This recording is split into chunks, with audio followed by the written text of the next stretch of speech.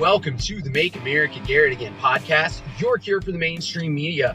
This show is your safe space to talk about persuasion, politics, and the effect they have on your life and liberty. I'm running on limited time this morning on my way to work, and I just wanted to talk about this issue, and then maybe I'll cover another one on my way back home today. But there's been kind of a long-running joke among a lot of conservatives and Republicans who have said, that Donald Trump could cure cancer and the Democrats would still hate him over it. And sometimes it does seem like that, and I've spent a lot of time on this podcast saying things like, I'm not a Trump supporter, but this is where the media was wrong or unfair to him. Or, I'm not a Trump apologist, but you can see what he's doing here, whatever it is. And I've seen a couple of headlines, a couple of things recently that have made me see that is actually not true, that there are things that Donald Trump does that Republicans and Democrats alike can get behind. And there have been two of these things that have kind of popped up recently, one of which was his executive order to make hospitals be transparent in their pricing, to make sure that everyone can see what things are supposed to cost. And the other one is he has signed a federal animal cruelty bill into law, and everyone on both sides of the aisle are completely behind him in this, and everybody finally, at the very least, even the people who hate him the most, have given him a little bit of silence over it. Like, well, yeah, the blind squirrel finds the nut every now and then. But on today's episode, I am here to tell you why both of those things, which received support from all across the board, I'm here to tell you why both of those are actually not good policies, and we should not be happy about this.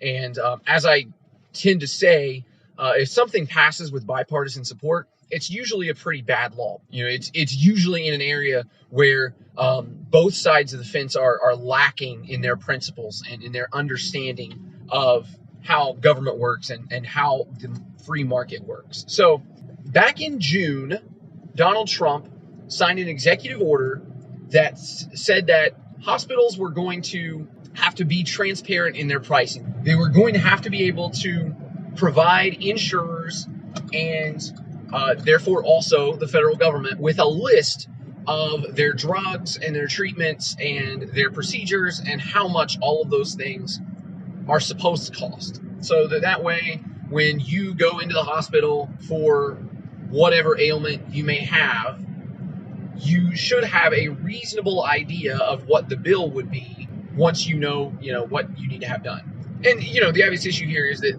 healthcare prices are continuing to increase, that people often cite medical expenses as part of their bankruptcy.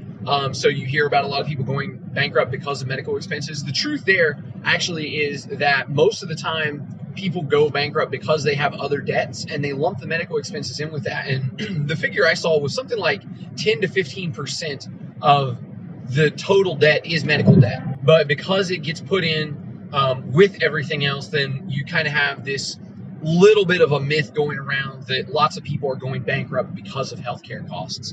But that's neither here nor there. And now a group of hospitals are suing to stop this executive order from taking place. So they are claiming that for the federal government to force them to disclose their prices and to compile this giant list of costs, they are saying that would violate their First Amendment rights by provoking, I'm trying to remember the phrase, basically provoking speech, that you're forcing them to say something, to talk about something that they are not willing to talk about. And basically their argument is that the amount of time and effort that it's going to take them to get all of these prices together and the size of these spreadsheets that they're going to have is going to be so outrageous that the costs are going to outweigh the benefits of this type of program, this type of requirement. So just off the top of my head, I didn't spend a whole lot of time looking into the constitutionality of that, but my initial guess is that the court is going to uphold the hospital's request, that they are going to say that this is, provoked speech, that this is something that they are not required by law or by the Constitution to do. And I had a friend post about this, and he is generally a pretty principled guy, very intelligent dude. And he said, I'm a big fan of the free market, but this is one area where I do think it's a good idea for the government to get involved.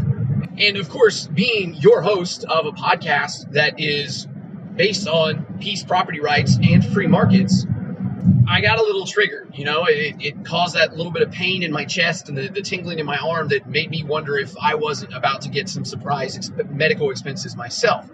And so I wanted to take some time here talking about that because our healthcare system is such a mess, and because everything is such just a giant cluster, it's easy for us to say, well, somebody has to do something. And that's generally when bad decisions get made, is when we're not even sure where to begin, but we want somebody to look like they're trying. So let's talk about this pricing thing. This slipped under the radar back in June. I don't even remember seeing a headline about this. I don't know what we were distracted with at the time that this happened. And then obviously, because the media couldn't be mad at Trump over this, it didn't get much time in the headlines either. So it just kind of happened and disappeared pretty quickly. So let's talk about why it's a bad idea. This is one of those issues where, first of all, I just need to clarify with you that this podcast is for your entertainment and your education. I'm not a doctor, not a lawyer. I don't even play one on TV. I don't speak for anybody other than myself. I don't speak for my family, don't speak for my employer, anything like that. But this is one of those issues where, for my own personal reasons, I got to make sure that cover my bases there. So why is this a bad idea? Why is this something that's just going to cause a bigger mess than the one we had before? When I talked to my friend, I compared it to this. I said, let's say that you drive for work and you have a company gas card, and your boss comes to you and he says, hey, I just got the bill for this past month's gas expenses, and the bill is $50 higher this month than it was last month. What's the deal? You've been driving the same amount. What's going on? And of course, you reply with, gas prices went up. Not much I can do about it. I had to work, had to have gas in the car, so we paid it. And your boss says, well, why did the price of gas go up? You say, I don't know. I don't understand how gas prices work. And your boss says, well, you better find out, because this bill is $50 higher than it used to be, and I want answers. And let's just take that a step further and say that he makes you go out of your way to figure out why gas prices were more expensive this month than they were last month. And so most of us do not understand why gas prices go up and down, because generally it doesn't change so much that we are terribly concerned about it. And also because most of us know and understand that there are a lot of factors that go into setting the gas price. And whether it would be some sort of labor strike in Europe, or there's some sort of storm in Saudi Arabia, or there's another issue with a tanker near Iran, whatever it is, any of those things, and any combination of those things, and the fact that people's usage of oil and gas changes throughout the year. Gas prices typically go up a little bit during the summer because everybody's driving and traveling, and they're happy to be outside. So, and it wouldn't be long if your boss forced you to look into all of that and try to figure it out, that one, you would spend so much time researching it that you wouldn't be able to do your real job. And number two, you probably wouldn't have a much better idea than you did in the first place of why it costs what it costs. There's just too many variables. There's too many factors.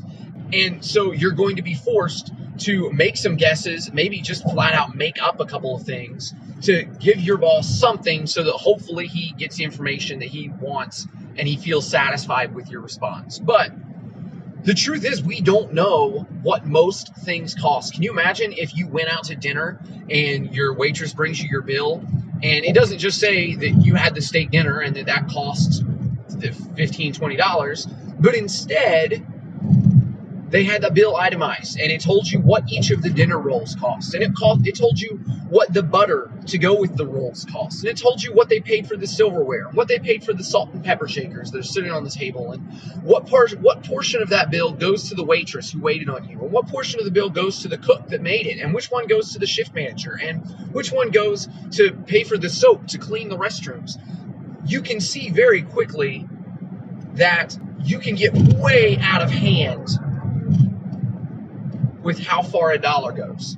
There's an old Milton Friedman thing called I-Pencil, and he talks about just how much labor and how many people are involved in the process of creating a pencil. And it's incredible to think and to talk about all of the people work together for the smallest things. So when you talk about something that is much more complex, that there are many more steps along the way, like healthcare, and you're going to be dealing with dozens of different people along the stay, and these people along the way have also varying degrees of experience, which means they're going to be getting paid differently. So your cost may be a little bit more if you see the most experienced guy in the building, as opposed to somebody who sees that 20-year-old who's fresh out of college and brand new at this, who's not making as much money. So when you start looking into these costs, you're going to drive yourself crazy. And there's going to be so much information that no one's going to know what to do with it anyway.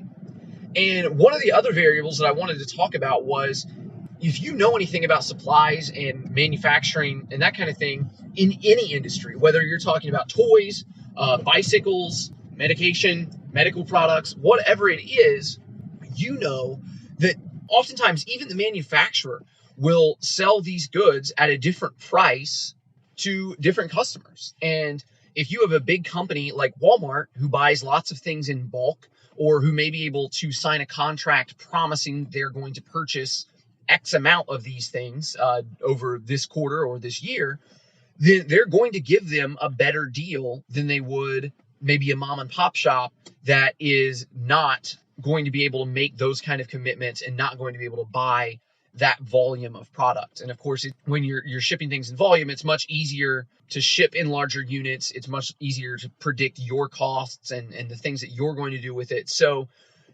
it makes sense that you would give someone a discount for buying bulk. I think most of us understand that. Most of us understand that a bottle of soda is, like $1.60 at the gas station, but you can also buy a 6-pack at the grocery store for $2 or something like that. So we even understand that in our purchasing habits, that the more you buy of something, the better deal you're going to get on it. And when we just talk about the supplies that a hospital uses, you're going to run into a lot of the same issues. So your big hospital that is in a big city and sees lots and lots of patients on a regular basis, they are going to get a better deal on a lot of medical supplies because they're buying more of those medical supplies than perhaps a rural hospital that's much smaller and doesn't see nearly as many people. They're not going to use that. They're not going to be able to get that kind of deal that the big hospitals get. So there's going to be a difference in prices there. Also, in a lot of sales-driven industries, some of those in the medical field, and again, this applies all across the board to all kinds of different industries. When you get toward the end of a quarter and the manufacturers are trying to make their sales goals and they see that they're coming up a little bit short, they may run specials at the last minute to say, hey, if you hurry up and you buy this bulk purchase, we'll give you an extra 20% off. Or, you buy 10 things and you'll get one free. Whatever it is, they're going to start pushing those things to try to encourage their customers to buy a little bit extra now so that they can hit their sales goal. And then, of course, whatever stock extra is bought, they're just going to be able to hold on to that and they'll be able to use it over the next couple of weeks or couple of months or however it works. And again, not saying that there's anything wrong with that. We understand, just even from the way that we purchase things and from a free market perspective, that you're not hurting anybody by doing this.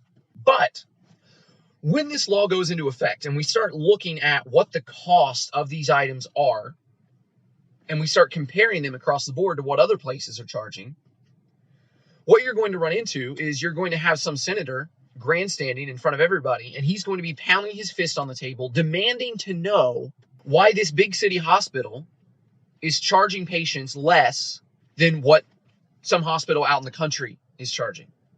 I mean, isn't it true? I mean, don't people out in the country deserve the same affordable health care that urban citizens have? I mean, what's the problem here? Why are you discriminating against people in rural areas? And very quickly, we will see, just knowing what we know about economics in the free market and what we just talked about, that that's not the case at all. But instead, it's a matter of economics. And then maybe you start looking into even different patients in the same hospital. And when we talk about, there's an item, some widget is $500, and that's what it costs the hospital to buy. And you have this widget used in your surgery or implanted in your body, whatever it is. And it's normally $500, but it's the end of the quarter. Somebody's running a special, and they're going to take 20% off if the hospital promises to buy a bulk amount of these. So they buy the bulk amount, they get 20% off. So instead of $500, these last couple cost $400. So what happens when you start going through the prices and you look at the price that one patient paid a week before the end of the quarter when they got this $500 device, and then a couple of weeks later, after this purchase was made, the next patient gets this widget for $400. And again, you're going to have the senator grandstanding, pounding the table, wanting to know, why were these two people charged two different prices? And if you know anything about the society we live in today, you know that one of the first things that they're going to do is they're going to look at the demographics of the two different patients. And God help you if one of them was a man and one of them was a woman, or one of them was a minority and one of them was not. And we get into this other big thing about, why are we discriminating against whatever? And once again, we just jump back and we say, look, it was just a matter of timing and variables in prices. It is very, very possible that two people that are exactly the same and the exact same severity or whatever of those things, they can have the same thing done 2 different days and legitimately have 2 different costs because of it. And like I mentioned before, how deep down the rabbit hole do you want to go to figure out why it costs what it costs? So when you start dragging these things, again, you're just making a much bigger mess. You're just going to be getting more people upset, giving people more of a reason to throw a fit and to demand more answers, when hospital administrators are not economists. They do not know why things cost the way they cost. Their job is to run the hospital much in the same way that whatever business you have, you don't know why you pay what you pay for every single item. And so when I was talking about this with my friend, he said, of course, but even if we bring these prices down quite a bit, if you have a $60,000 hospital stay, even if you bring that down by 50%, you're still looking at a $30,000 bill. Is the free market really going to help things that much? And my answer is, and this will sound like a little bit of a cop-out, but bear with me here. The beauty of the free market is I don't have to tell you how it's going to work, because I don't have to know how it's going to work. Free markets allow people to get rich by giving services to other people, right? Jeff Bezos is the richest guy in the country, richest guy in the world, and he did it by making sure that you can get whatever you want delivered to your door as quickly as possible. You can say he makes too much money. You can say you're not going to shop at Amazon because you don't like what they pay their employees or whatever. But the truth is, Jeff Bezos has made a profit, and he's raised the bar for everybody around him. And you see places like Walmart and Target bumping up their services online to make sure that they can stay competitive. And it makes things easier for all customers all across the board, even if you've never spent a dime with Amazon. And the same thing can happen in healthcare if we let it. But one of the problems with healthcare is that insurance mucks everything up. Health insurance was actually kind of caused by the federal government back in World War II. They messed with the free market and wouldn't allow companies to give people raises. So what the company started doing to get around that was, well, we'll pay you the same, but we'll also give you health insurance, and this will cover part of your health care. And over the years, health insurance has grown into something that is not really insurance, right? When you talk about insurance, we should be talking about some sort of policy that protects you against catastrophic issues. Your car insurance, you overpay on car insurance every month, and 99% of the time, you are not going to have a car accident. You're not going to have somebody break into your car or a tree fall onto your car where you have to file a claim with them.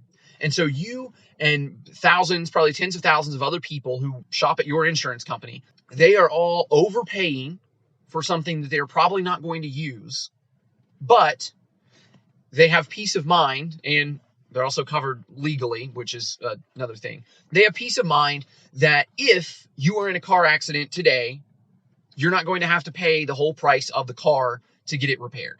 That you have a small deductible, you have a deductible, and all you have to do is pay that, and your insurance is going to cover the rest. So while it may be frustrating, you know that you are taking somewhat of a loss up front so that if something big happens, you're going to be covered in the future. And that is not how health insurance works. And health insurance instead is some sort of weird, I don't even know what the word to use for it is, but it's almost some sort of subsidy where you pay into them and then they're going to pay for almost everything that has anything to do with your health.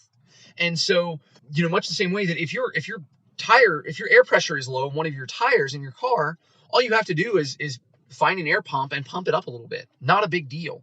If you need an oil change, you go to the place and you pay the money and you get your oil changed, and that's the end of it. But if you have something similar happen, just a routine checkup at the doctor, or you have a small cold and you need to get, a little bit of amoxicillin or penicillin, something cheap and common, you're still going to have your insurance involved with that. And every step of the way, that's going to drive up the prices because you have somebody different filling out a different piece of paper, passing on a different form, and every single person that touches that and approves it and processes it is driving that price up ever more.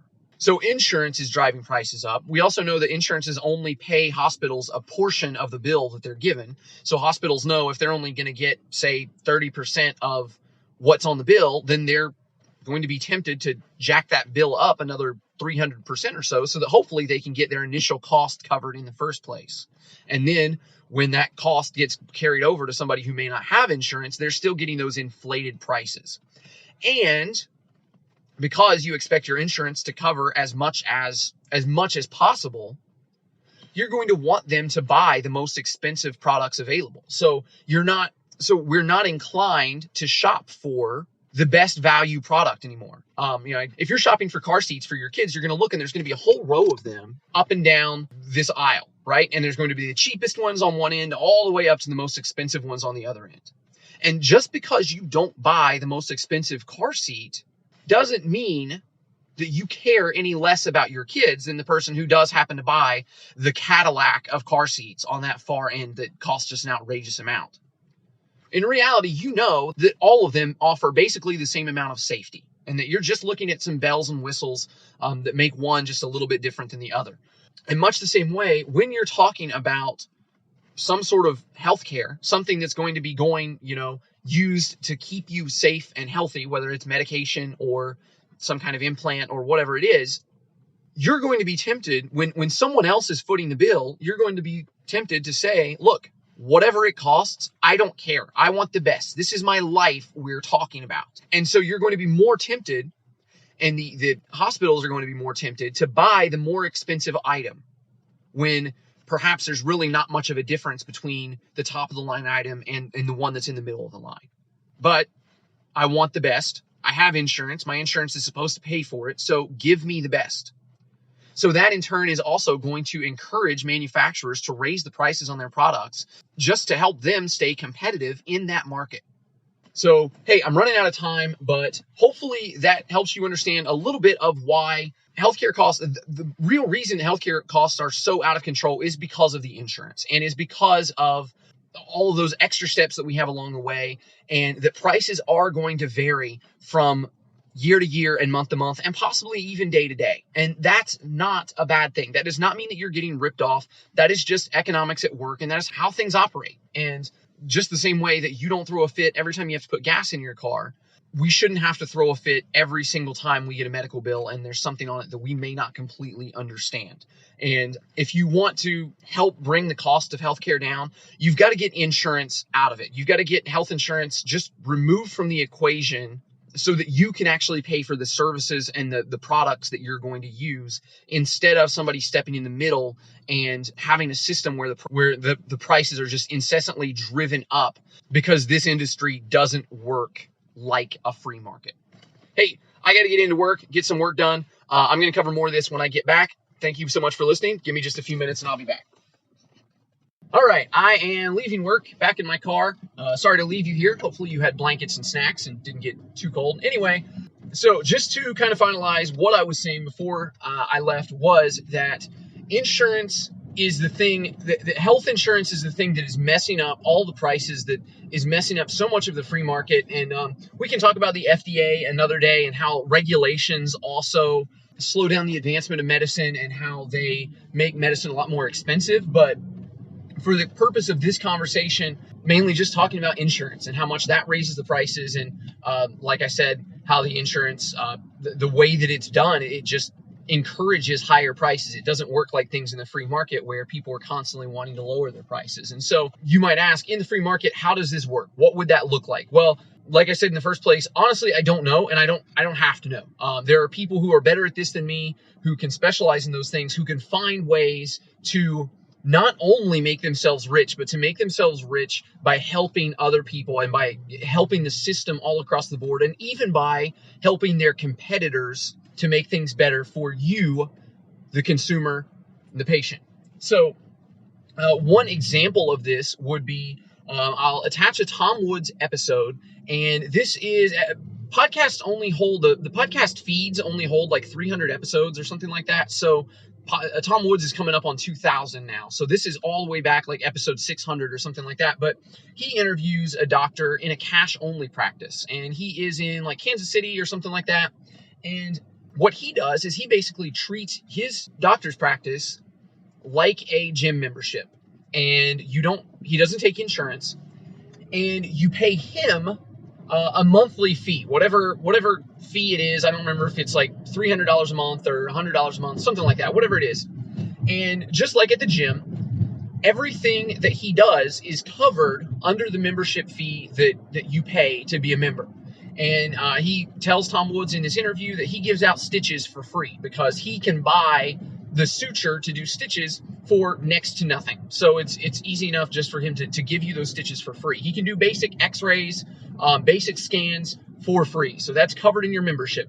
He covers a lot of the more common medication, and he's able to get that for a very low cost, or potentially even able to give you free. He talked about how he got one of the popular diabetic medications, and he was paying something like 7 cents a pill for it, or something like incredibly cheap.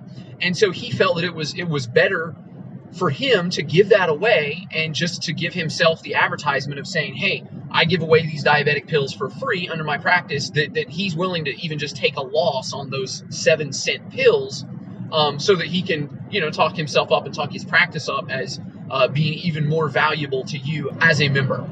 So that is one way where, again, you're not dealing with most health issues that you have are something that is somewhat recurring. If you have some kind of chronic thing that bugs you, or most people just get the sniffles every now and then. When you have strep throat or when you have the flu, and most of the time, going into the doctor generally what it's going to be, and they are able to tell pretty easily, and you just need to get you some medicine to get you feeling better. It's not this extensive thing that insurance often makes it out to be. And so it's so much cheaper and so much affordable to do it that way. And if you were to ask me, what it would look like in a free market, if you were to take the government completely out of healthcare, or completely out of anything really, and I think a lot of those things that the government is supposed to take care of and government is supposed to oversee could actually be overseen by insurance companies and insurance policies. And so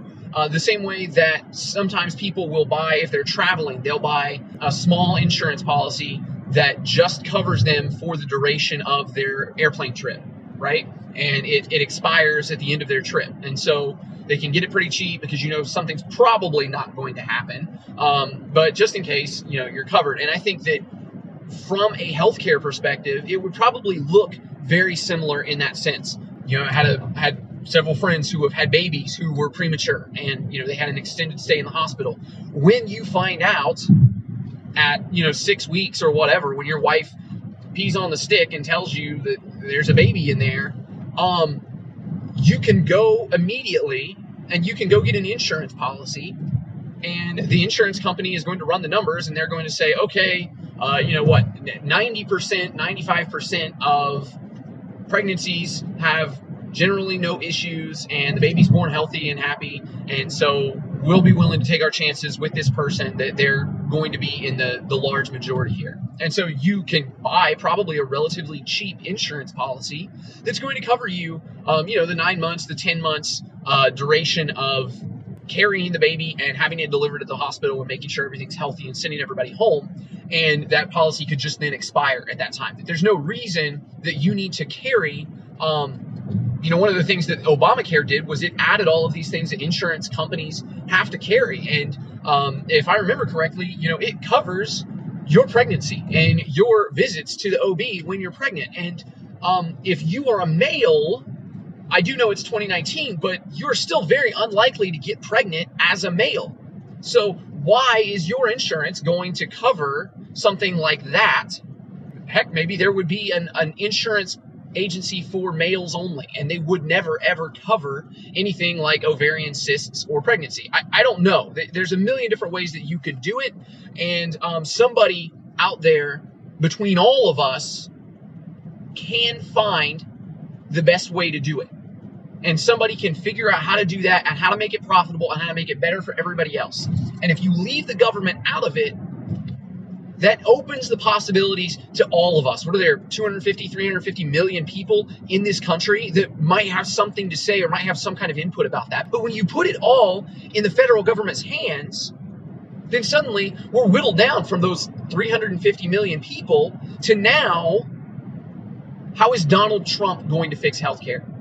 How is President Bernie Sanders or President Joe Biden going to fix healthcare? What do they even know about healthcare?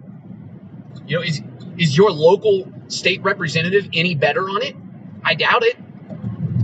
So by taking that out of the consumer's hands, out of the free market, and giving it to this weird, almost socialist government insurance thing that they do, you take so much of the room for improvement, so much of the room for cost reduction, and so much of the free market out of the healthcare system, and you cause it to become this giant thing that it is now. And now we've gotten to the point where people keep trying to talk about how to fix insurance when insurance is the thing that's broken healthcare from the beginning anyway. You could also carry a policy just against cancer, and you pay that little bit, and just like it is with the car insurance, all along the way you're overpaying a little bit statistically, but it gives you the peace of mind, it gives you the security to know that if X happens, all I've got to do is make a call, file a claim, and it's taken care of. And I don't have 50 million adjusters and other people with their nose in my business every time I get the sniffles and I have to go to the doctor. So clearly, just making the prices transparent, they're not going to fix any of those issues. They're not going to help us along in any of those things. So the best possible thing we can do is leave it as open as possible. And if you ask me what the long-term plan is to fix our healthcare system, you just got to allow private practices like this guy on the Tom Woods show, allow them to operate and allow them to overtake the current market. And you could see more and more of these things popping up, more people carrying insurance policies only for catastrophic issues, not to cover your little stomach bug.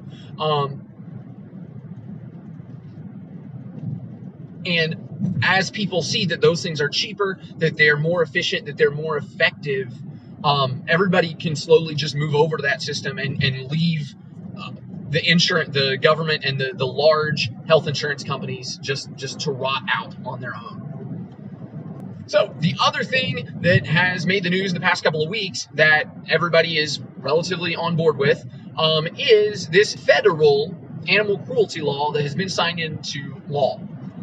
Now, on the surface, we all agree, hey, we don't like people abusing animals, right? We don't want to see anybody neglect or injure their animals in any way, or, even, I guess you could probably say mental mistreatment, if you yell at your dog for no reason or something like that. We are all pretty well across the board. Animals and kids are generally fairly innocent, unless you have a cat, and we want to treat them the best we can, and anybody who mistreats them is generally considered a bad person by all of us. Fair enough. But as I told you in a tweet kind of previewing this episode, this law, it's garbage. Do you have any idea how many states already have animal cruelty laws on the books? You take a guess?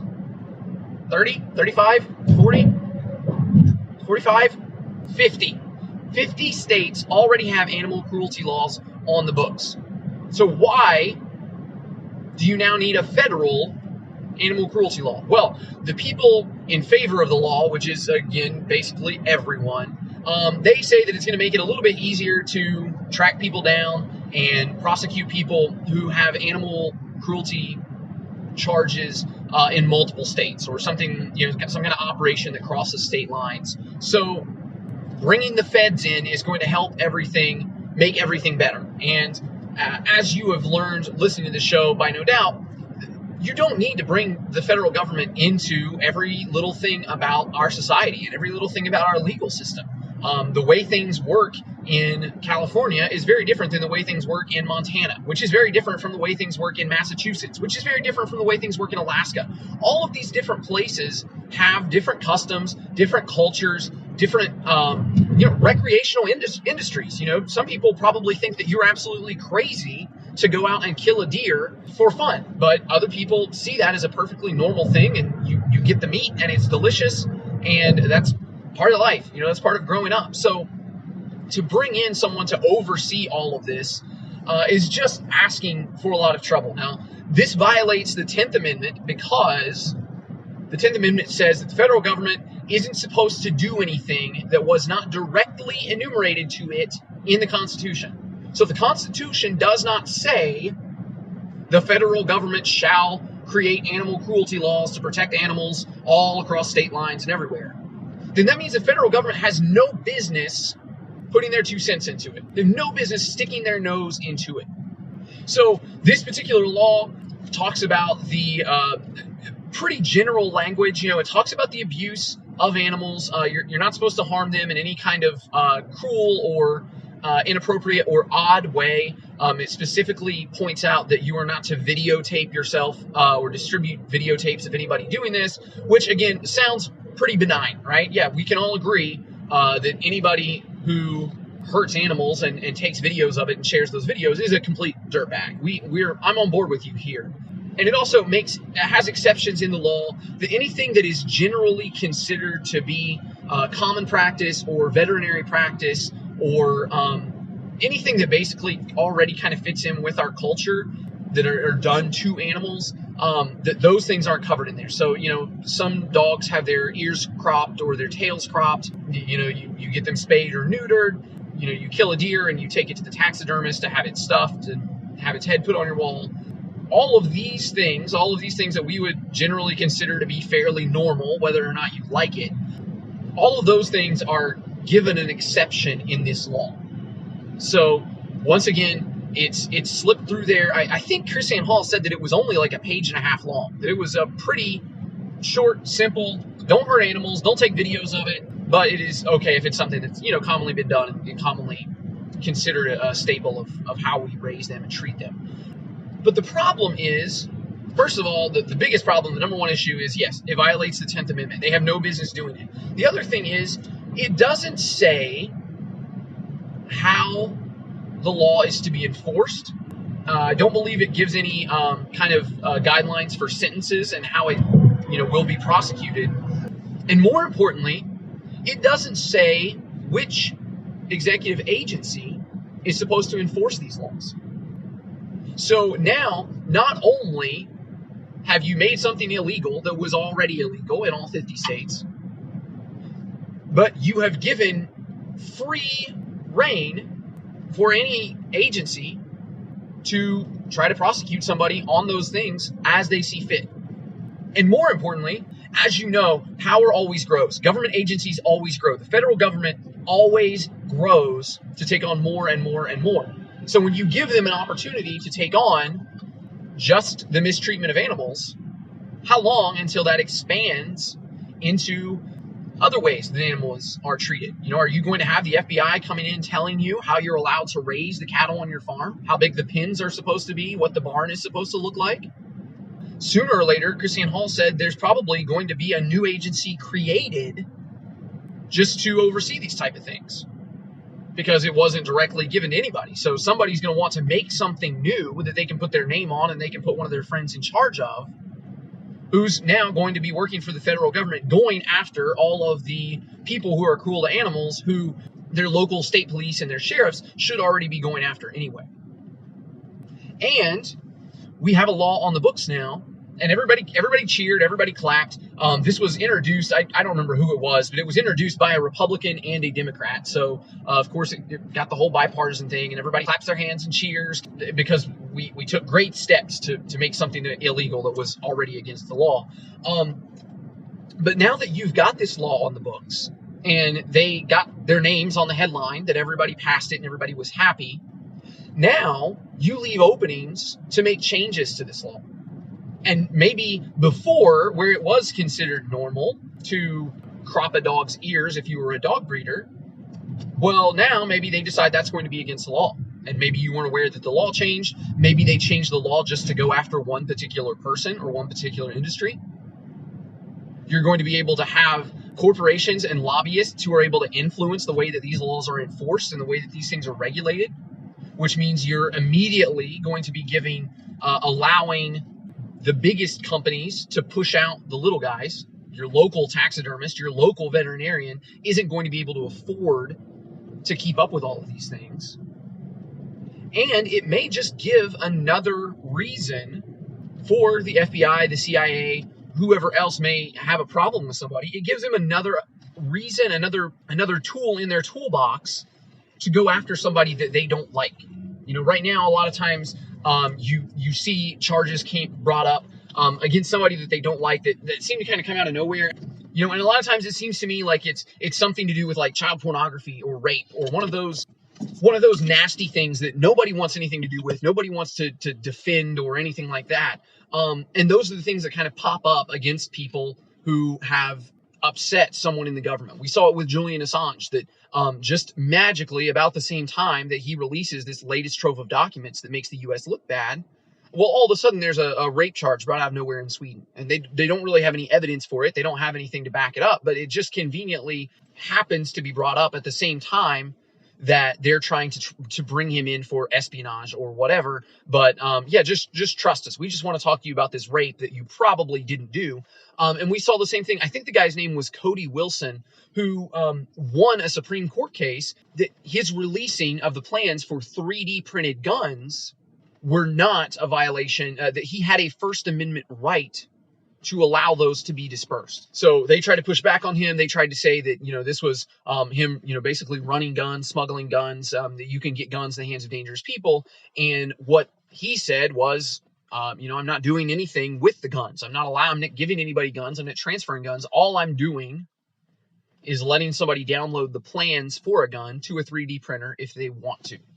And he won that case. And then conveniently, right after it was over with, all of a sudden, he gets caught with a prostitute that's underage and had apparently lied about her age. And again, I'm not trying to defend those actions. I'm not trying to defend, you know where I stand on those things. But it seems awfully convenient that just about the same time that they're trying to close in on somebody and they get away, the Al Capone thing, they bring him in on tax evasion of all things because they are not competent or they don't have the legal authority to bring them in on something different.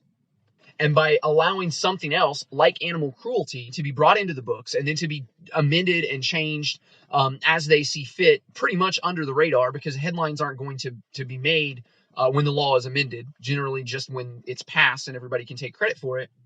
that you are opening somebody up to even those types of things. That maybe, that this guy may have done something that upsets them, but maybe you just recently find out that he went hunting and he used the wrong type of bullet, or he didn't tag something properly, or he made some kind of food in his home that was turned out to be from an animal that came from a non-certified manufacturer. I mean, it could be anything. And again, right now you might say, yeah, you're stretching this too far, you're looking too far into it. But what happens with the power of government? It always grows, it always gets larger, it never decreases. And all too often we see it used against people so oftentimes in ways that the law was never meant to be enforced. So this animal cruelty law, I'm going to be honest with you, it's a wolf in sheep's clothing. It is opening up a whole another can of worms, just like I said was with this price transparency law. And hopefully those of you who send messages to me telling me that I'm too easy on Trump, hopefully I was able to call you out here on somewhere where you were probably too easy on Trump. And just to know that if you stick to peace, property rights, and free markets, if we're going to have a federal government, if we can get them to stick to the Constitution, it prevents us from a lot of these other issues that we shouldn't have to deal with and that federal government shouldn't be interested in. But I'm home. My trip is over. I think I talked about everything I need to talk about. Thank you so much for following the podcast and continuing to listen. Give me a rating on iTunes and Stitcher if you can. Reach out to me. My email address is garrettagain@pm.me. I'm on Twitter /GarrettAgain, Facebook.com/GarrettAgain. And as always, Garrett just has one R. So until next time, stay kind, stay vigilant, stay free. Get out of here.